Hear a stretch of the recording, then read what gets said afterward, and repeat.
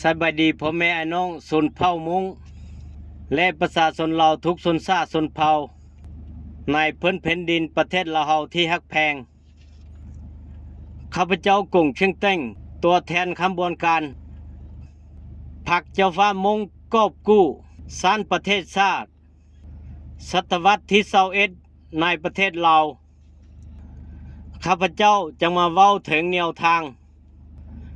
และนโยบายการนำของขบวนการ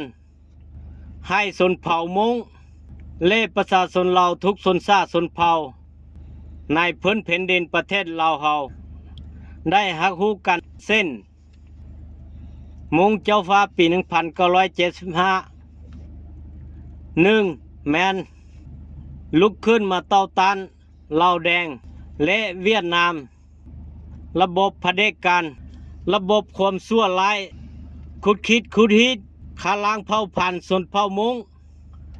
ในพื้นแผ่นดินประเทศลาวเฮา 2. แมนลุกขึ้นมาปกป้องชีวิตความอยู่รอดของชนเผ่ามงและปกป้องพื้นแผ่นดินประเทศลาวเป็นที่อยู่ที่อาศัยเป็นบ้านเกิดเมืองนอนเป็นแผ่นดินบรรพบุรุษ 3. แมนลุกขึ้นมาปกป้องสิทธิพลเมืองสิทธิชนเผ่ามงแมนชนเผ่า1ใน68ชนชาติชนเผ่าในพื้นแผ่นดินประเทศเราอย่างแท้จริงขบวนการพรรคเจ้าฟ้ามงโกกู้สร้างประเทศชาติศตวรรษที่21 1. แมนลุกขึ้นมาต่อต้านขัดไล่รัฐบาลลาวแดงขายชาติขายแผ่นดินและเวียดนามเจ้าอาณานิคมกินบ้านกินเมืองออกไปจากเพื้นแผ่นดินลาวเฮา 2. แมนลุกขึ้นมาขัดขวางและเปลี่ยนแปลงลัทธิชั่วระบบเผด็จการและนโยบายชั่วร้ายของรัฐบาลลาวแดงขายชาติขายแผ่นดินและเวียดนามเจ้าอาณานิคมทำลายพื้นแผ่นดินประเทศลาวเฮาและทำลายประชาชนลาวทุกชนชาติชนเผ่าสร้างแต่ความเดือดร้อนขุดหิดเฮ็ดให้ประชาชนลาวเฮาตกทุกข์ได้ยากลำบากยากจนทุกมื้อนี้ 3. แมนลุกขึ้นมาปลดป้องลุกขึ้นมาปลดปล่อยพื้นแผ่นดินประเทศลาวปลดปล่อยประชาชนลาวทุกชนชาติชนเผ่าให้ออกจากการทึกยึดครองปลดครองคุกคิดของรัฐบาลลาวแดงขายชาติขายแผ่นดินและเวียดนามเจ้าอาณานิคมกินบ้านกินเมืองนี้ให้เพื่อนแผ่นดินประเทศลาวมีเอกราชอย่างอิสระภาพประชาชนลาวทุกชนชาติชนเผ่าให้มีสังคมเอกภาพมีสิทธิเสมอภาพอยู่อย่างสันติภาพมีความเจริญสืบไปชนเผ่ามงลาวเฮามีสิทธิความชอบธรรมมีสิทธิลุกขึ้นมาปกป้องสิทธิพลเมืองปกป้องประชาชนลาวทุกชนชาติชนเผ่าและปกป้องพื้นแผ่นดินลาวเฮาเพราะว่าพื้นแผ่นดินประเทศลาวเฮาเป็นที่อยู่ที่อาศัยเป็นบ้านเกิดเมืองนอนเป็นแผ่นดินบรรพบุรุษปู่ย่าตายายพ่อแม่ได้เสียสละเสียเลือดเนื้อปกป้องพื้นแผ่นดินประเทศเหล่านี้มาหลายยุคหลายสมัยชนเผ่ามุงลาวเฮาบ่ยอมและบ่ทนอีกต่อไปหากชนเผ่ามุงลาวเฮาบ่ลุกขึ้นมาปกป้องปลดปล่อยขัดขวางรัฐบาลลาวแดงขายชาติขายแผ่นดินและเวียดนามเจ้าอาณานิคมกินบ้านกินเมืองนี้อีก20 ปีข้างหน้าพื้นแผ่นดินประเทศลาวเฮาจะเป็นแนวใด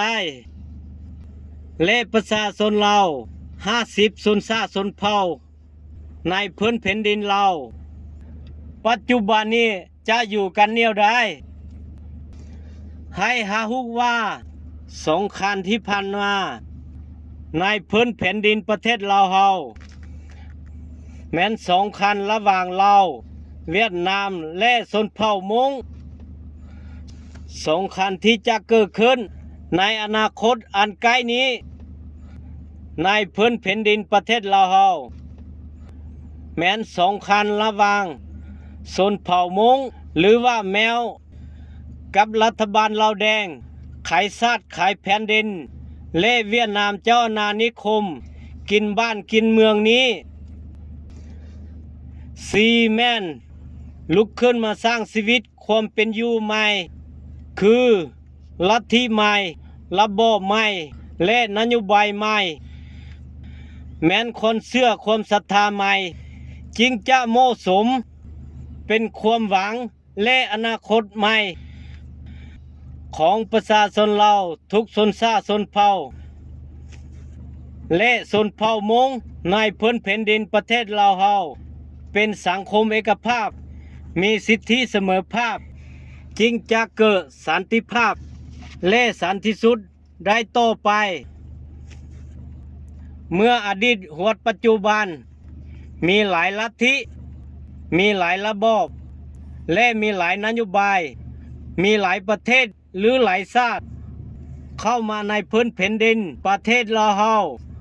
เพื่อมายึดครองบ้านยึดครองเมืองยึดครองพื้นแผ่นดินประเทศลาวเฮากินบ้านกินเมืองคุกคิดคุฮิตเท่านั้น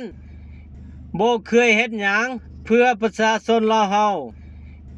และประชาชนลาวเฮาบ่เคยได้รับสิทธิใดๆเลยประชาชนลาวเฮาตกเป็นข้าทาสและเป็นพลเมืองชั้นสองในพื้นแผ่นดินประเทศของตนเองเท่านั้นเฮ็ดให้ประชาชนลาวเฮาทุกยุคทุกสมัยตกทุกข์ได้ยากระบาดยากจนและบ่ได้รับความเจริญใดๆเลยให้ฮักฮู้ว่าขบวนการพรรคเจ้าฟ้ามงก่อกู้สร้างประเทศชาติศตวรรษที่21นี้ลุกขึ้นมาเพื่อปลดป่วยพื้นแผ่นดินประเทศเราปลดป่วยประชาชนเราทุกชนชาติชนเผ่าและขัดไล่รัฐบาลลาวแดงเวียดนามเจ้าอาณานิคม